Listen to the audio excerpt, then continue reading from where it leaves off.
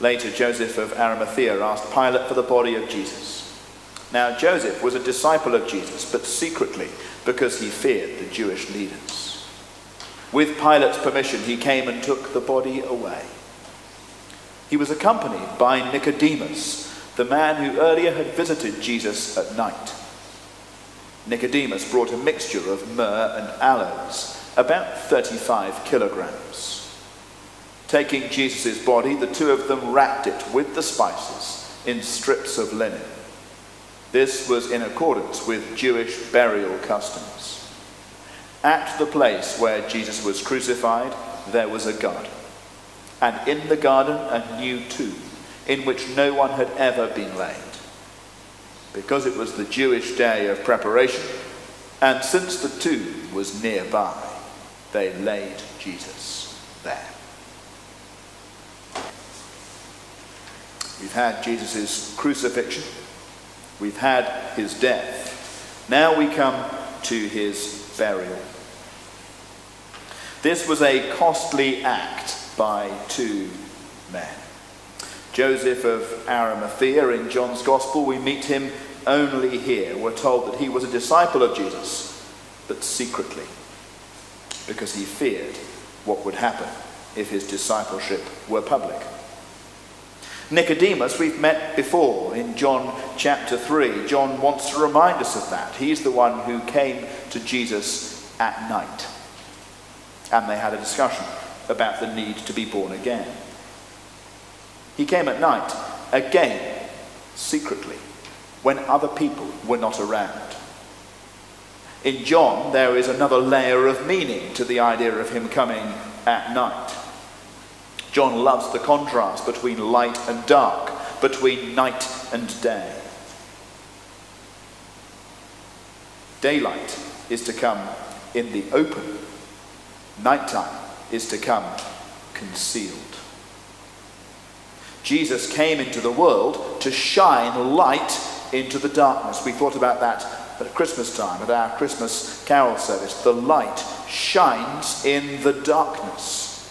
But Nicodemus came to Jesus at night when it was dark. So two men, secretly, in the dark, perform a costly act of devotion. And it's costly for two reasons. The first reason is that these men suddenly step into the light. They asked Pilate for the body of Jesus. If Jesus' charge against him was that of sedition, the title on his cross read, "The King of the Jews." These two men were taking a big risk to come out as public supporters of the one who has just been executed.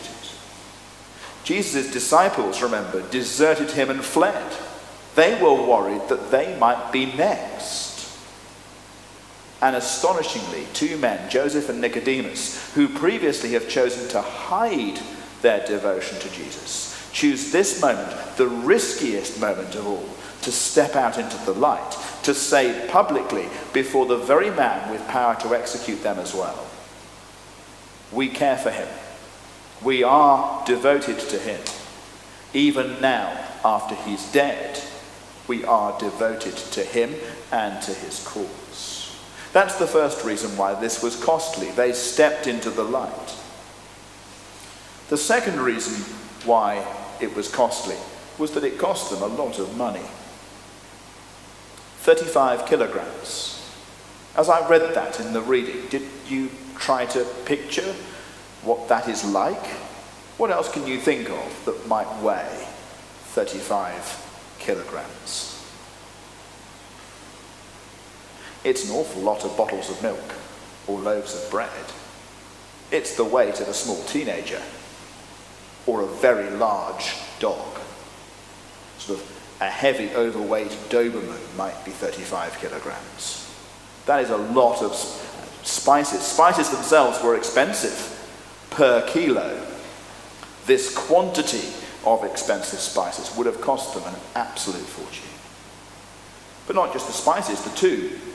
We're told that this is a new tomb, that no one had ever been laid in it before. You might think that's a little strange, or you might just think that's the custom in our own churchyard, where within a family, maybe occasionally 2 or 3 members of the family are placed in the same plot of ground at different depths. That's not the custom being referred to here. Tombs in the Middle East at this period of history were reused. Decay happened quickly in the heat, so the body would be wrapped and placed in a tomb. And as little as a couple of years later, what would be left would be the bones. The bones could then be removed and reburied somewhere else in what's called an ossuary, leaving the tomb free to be used again for somebody else. But this was a new tomb. This had never been used before. It was brand new. How costly to give up a tomb, presumably that one of them had dug out for themselves, to be used as the first occupant, somebody else. We've thought of all that Jesus did as he died for us. And John's account closes with these 2 characters, Joseph and Nicodemus. Jesus' death draws out of them a response that is very costly. And as John records that, he invites us to consider our response to the Jesus that we have been reflecting on together. Are we willing to follow him, whatever doing so might cost? Are we willing to follow Jesus if doing so leads to significant financial cost? Are we willing to follow him if doing so leads to significant reputational cost? If doing so might lead us in a smaller way to suffer as he did? If following him might attract to our own persons the kind of opposition, again in a smaller way, that he endured? As Jesus himself bears the cost for our sin, the cost that we never have to pay for ourselves, is anything too much for him to ask of us in response?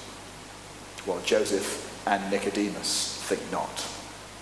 And John invites us to reflect on what our answer to that question would be.